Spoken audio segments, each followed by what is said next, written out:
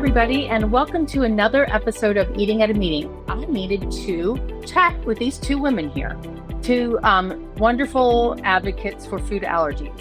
On your right, I guess, is Addie Lao. She's a 9-year-old food allergy advocate. And next to her is her mom, Dr. Robyn Lao, a pediatric surgical nurse practitioner, and they're from Sacramento, California. And they co-authored California's Senate Bill 68, also known as the Allergen Disclosure for Dining Experiences, the Addie Act. And if passed, this bill would require food facilities that serve or sell restaurant-style food to consumers to list the top 9 allergens on their menus, helping millions dine more and safely. Hello, ladies. How are you? Hi, thank you for having us. You're welcome. Can you tell me a little bit about yourselves? I'm Addie. I'm 9 years old and I'm in 3rd grade. And I'm allergic to dairy, peanuts, tree nuts, and sesame. Perfect. Yeah. And Robyn, your mom. We live in Sacramento. I'm a pediatric nurse practitioner with background in pediatric intensive care and trauma and general surgery. Okay. Well, and we're here today because of the bill that you all co-authored and pushing forward to have allergen labeling on California restaurants and any other kind of venues that serve food and restaurant style food. So what inspired you to do this? Yeah, it actually was born out of a really nice experience we had at a fantastic Chinese restaurant that we now are loyal customers to. We went there for Mother's Day last year. We're Chinese, and her sesame allergy is quite challenging in that situation where, a lot of Asian cuisine contains sesame. And so Addie really likes dumplings, and it was a dumpling restaurant. And because they labeled the top 9 allergens, it was actually really nice where we were able to have Addie partake in a meal with us at the restaurant for one of the first few times. Often we're packing food and she's able to sit with us, but maybe only eat the rice, and unfortunately that's just not the best. And we often feel pretty bad about that. So this time, because of a special occasion, we went and sought out this restaurant. We actually don't live nearby it. It's 2 or 3 hours away in the Bay Area. And we were able to have her eat the full meal with us. And I actually literally cried watching her eat these dumplings because it was just so transformative for us. That's amazing. And actually, Addie, that reminds me, when my niece was 9, I asked her what it was like when she sits at a table with me and I don't have anything to eat and the rest of the table does. And she says she feels guilty about it. And because she has food and I don't. So I can imagine how you felt at those other previous meals versus this one. Did you feel pretty good about eating the whole meal with the family? Yeah. What did you like about that meal so much the best? I like the dumplings the best. Okay.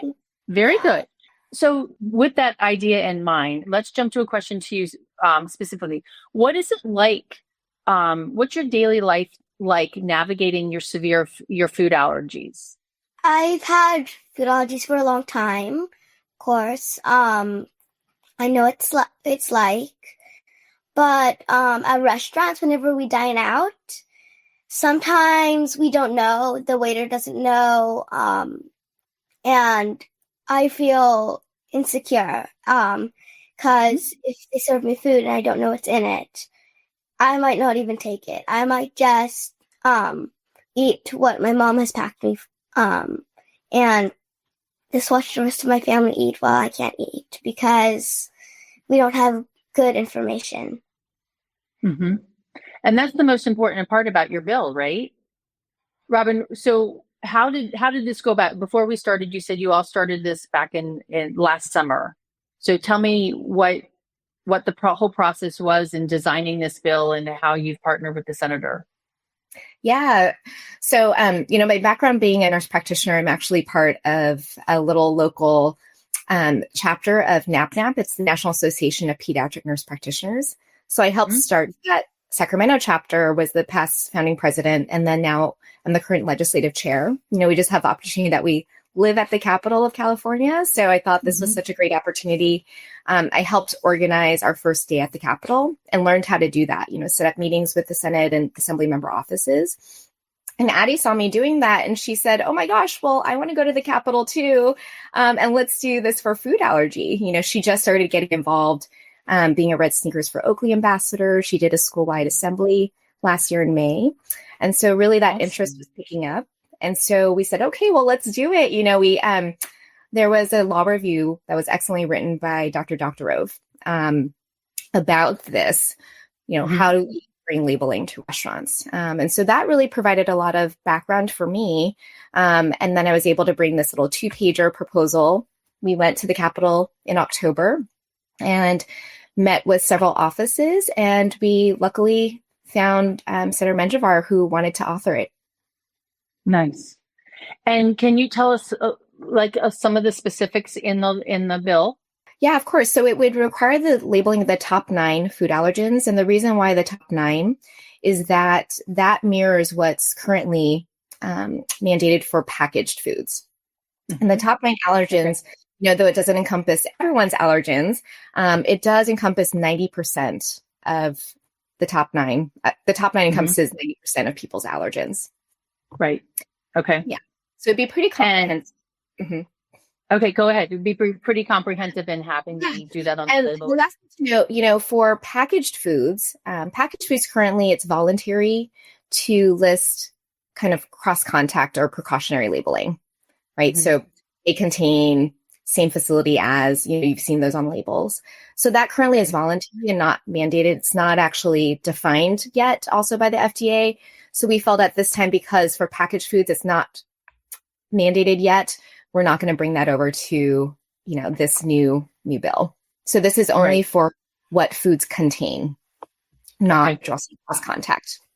Okay. When I talk to people a lot about it, it's cross contact. And even, I did this event. I've done a couple of events and asked them to make my event nuts free because of people who are attending the event. And they're like, well, the hotel's not nut free. And I say, I understand that, but we can make the event space nut free. And so same thing, they can be very conscientious about how they're making those meals in figuring out that cross contact, right? Correct. Yeah, we're still hoping that restaurants will use best practice to help prevent cross-contamination, but we're just not asking for the labeling of the cross-contact at this time. There was a bill passed in California, the Georgie Act, actually brought restaurants food allergy training, which was a really important in California to help with that knowledge gap. Yeah. And so this is just kind of adding on to that and taking it to the next step. So, because it's kind of hard too for a server to remember all of the different allergens that are contained in a restaurant menu, and especially if it's got 40 different items on it. Exactly. And that's often what happens, so we go to restaurants, we talk to the wait staff, they're always well-meaning and want to help. But of course, in a busy, really chaotic restaurant, sometimes it's really challenging. They're writing it down. They're trying to remember off the top of their head, okay, I don't think it contains XYZ. They say that you're going to go back to talk to the chef, which they do. Of course, it's busy and loud. They come back. Most oftentimes they go back and forth multiple times. And we've had instances where, unfortunately, it still ends up on our plate. And then we double check one more time and they're, actually don't eat that. Like, yes, there is butter, so we've had a lot of close calls. And I think we've had good experiences where, the wait staff don't know off the top of their head, but they're able to reference it. We're able to reference it together, decide what to choose to order based on that information. They still double check. So we're still having that verbal communication check. And it leads to a much safer, much more secure experience for us. Exactly. Well, okay. So I want to go back to that Chinese restaurant that you ate at. What was the impetus for them to label? When you talked to them about it? Yeah, I actually don't know. But they have fantastic practice. I mean, it's available online with their grid. Even when we order, it's on their ordering device where the waitstaff are able to show us actually, and it lists all the ingredients, not even just the top 9, it's all the ingredients. So we're able to double check there. They also go back to the chef, double check. And when they bring it out, they mention, okay, this is the one that is, safe. This one does not contain sesame. They make it very clear. So just throughout the whole experience, every single time it's checked.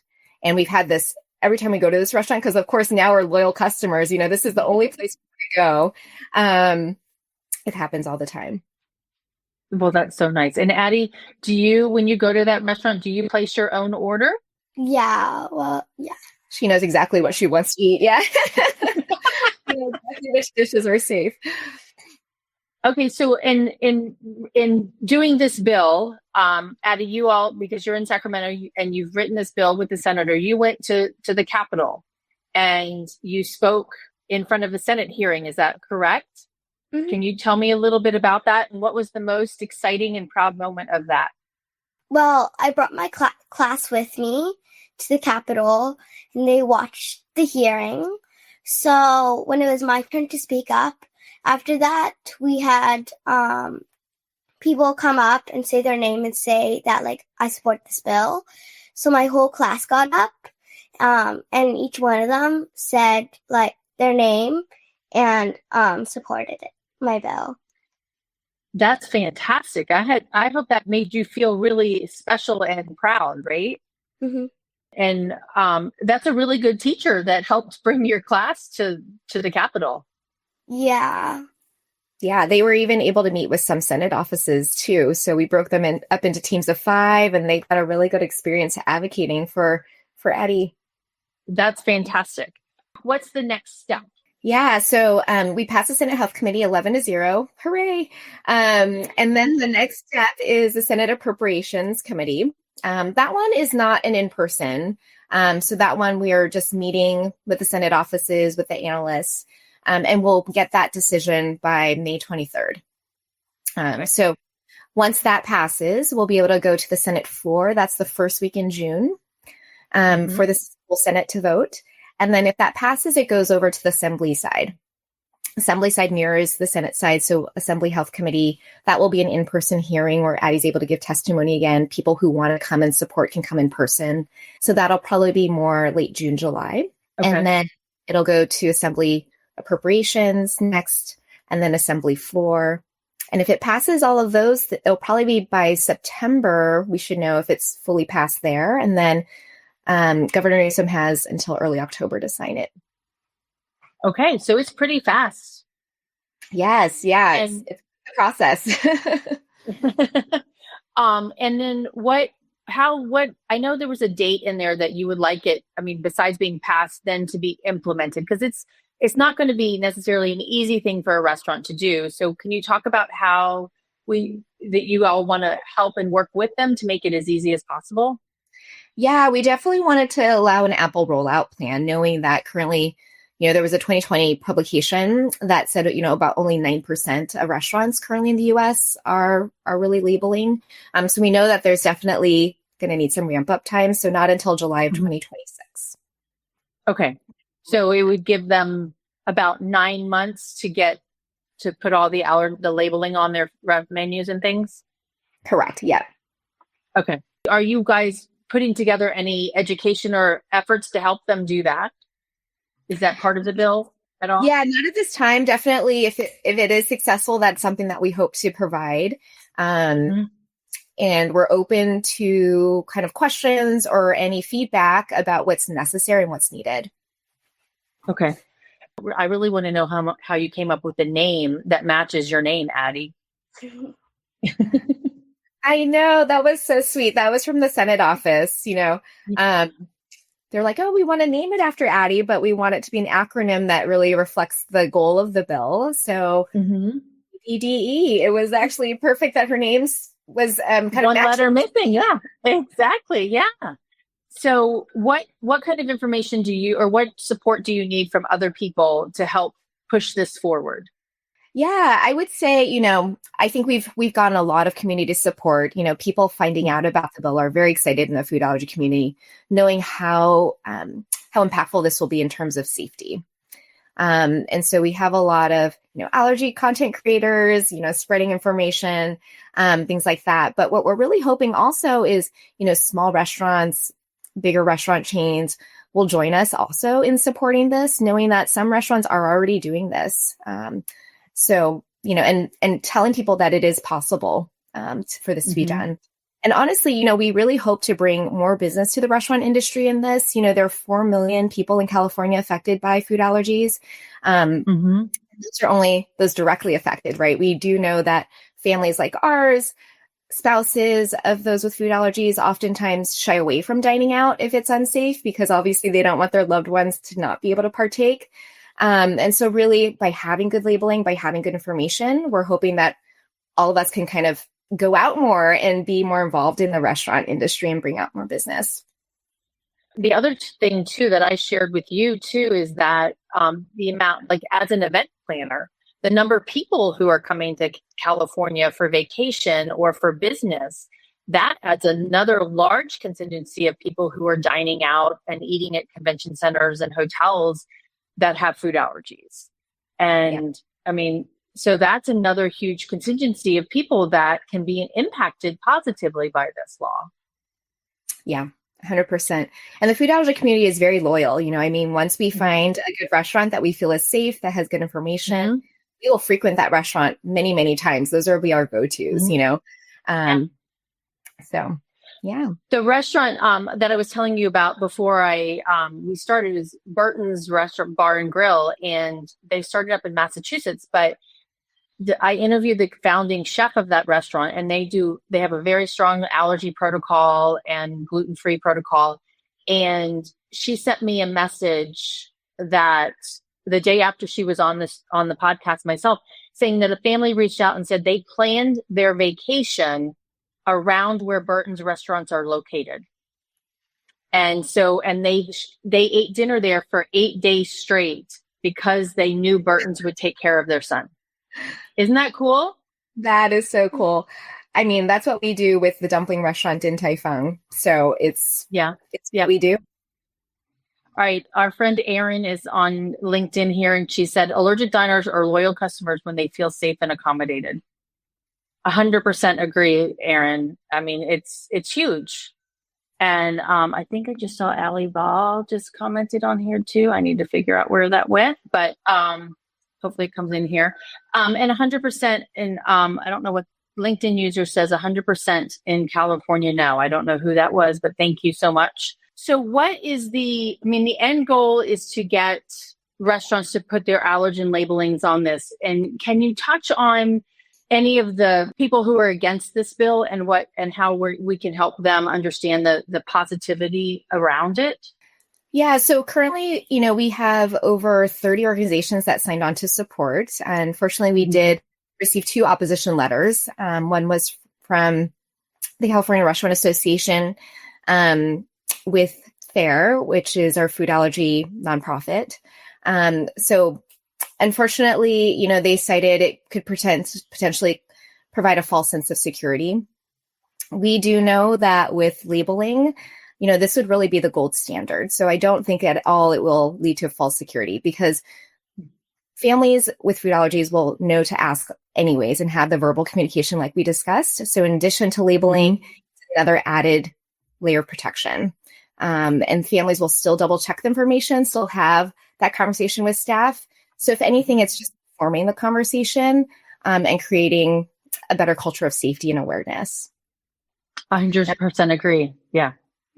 Yeah. The data is also shown too. There was a publication in 2020 where it basically showed that 53% of people had reactions when they only had the verbal communication with staff, whereas that went down to 13% when it included labeling plus the verbal communication. So we know the data has shown that labeling will just hugely protect the community.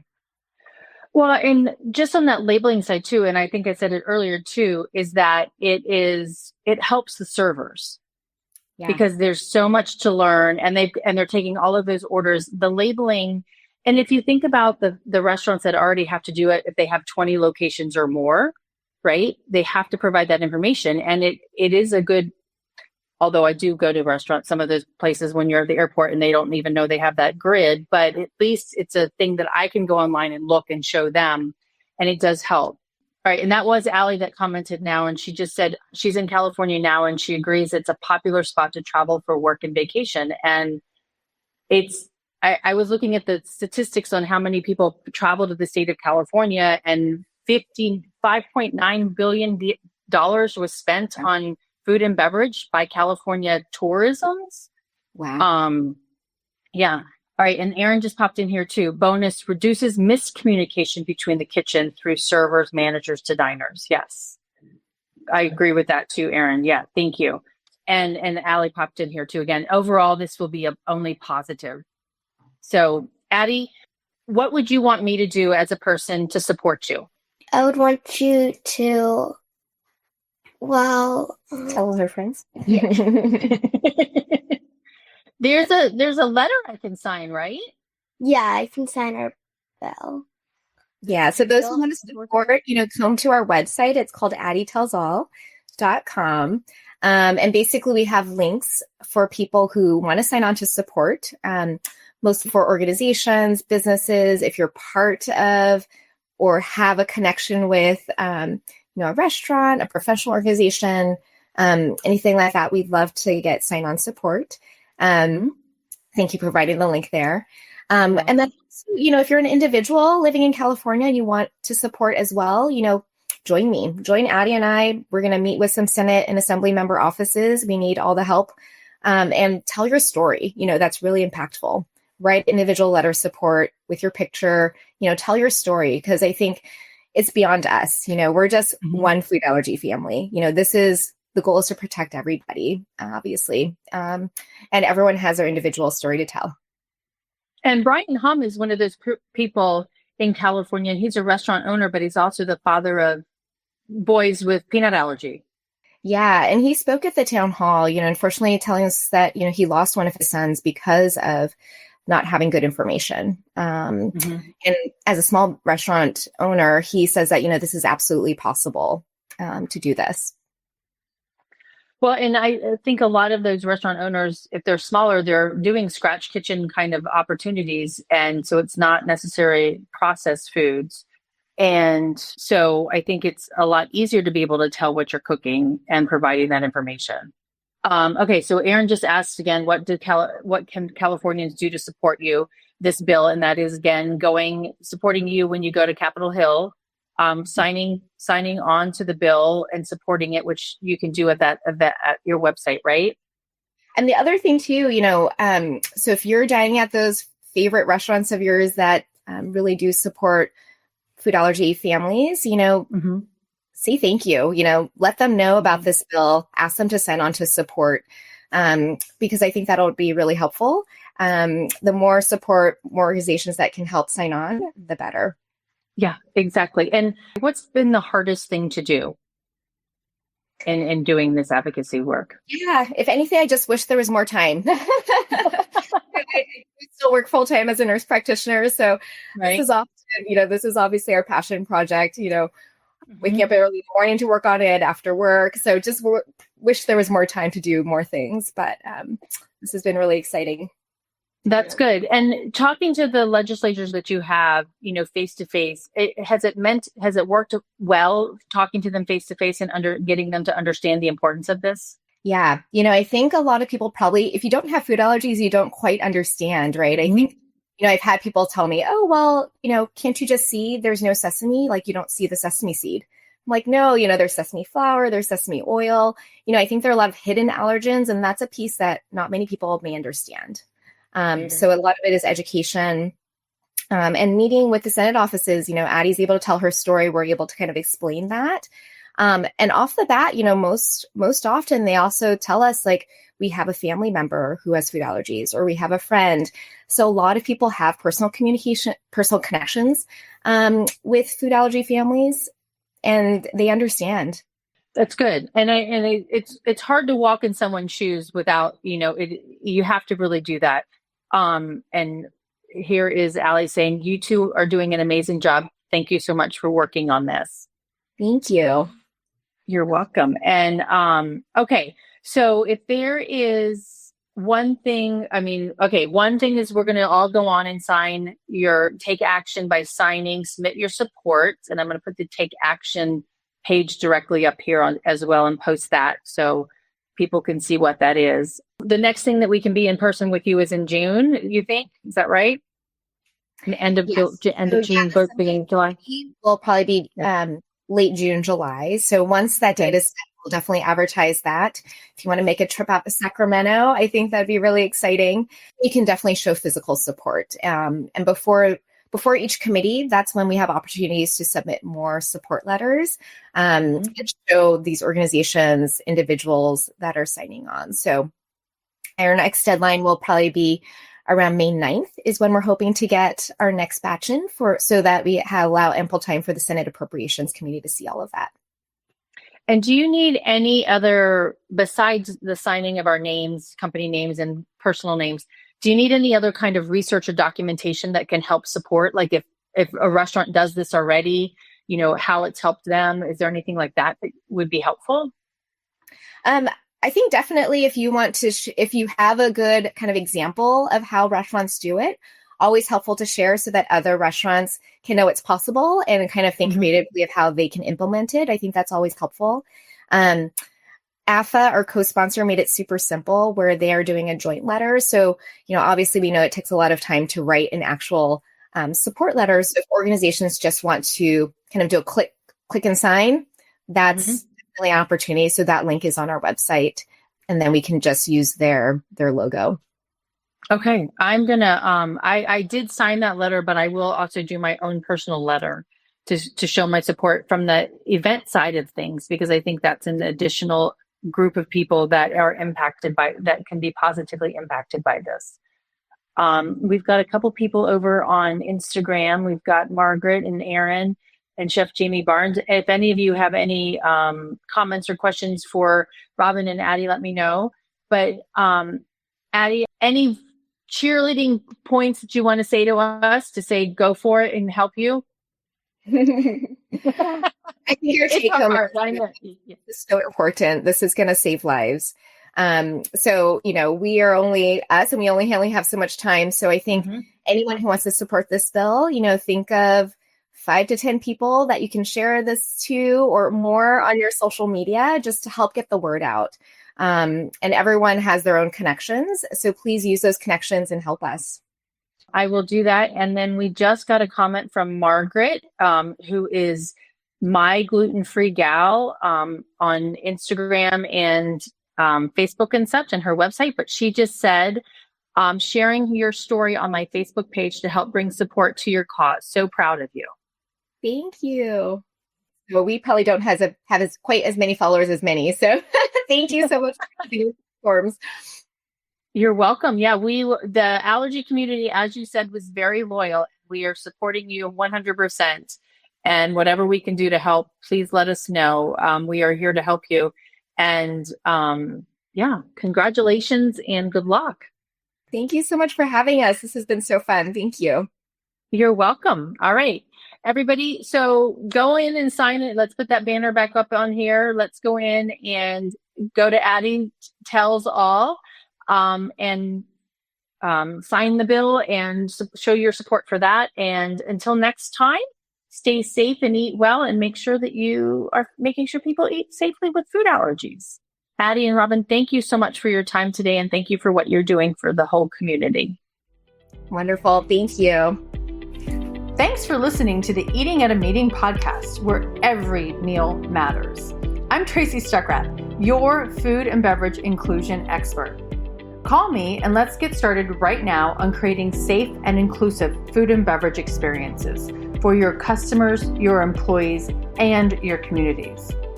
Share the podcast with your friends and colleagues at our Eating at a Meeting Facebook page and on all podcast platforms. To learn more about me and receive valuable information, go to tracystuckrath.com. And if you'd like more information on how to feed engagement, nourish inclusion, and bolster your bottom line, then visit eatingatameeting.com.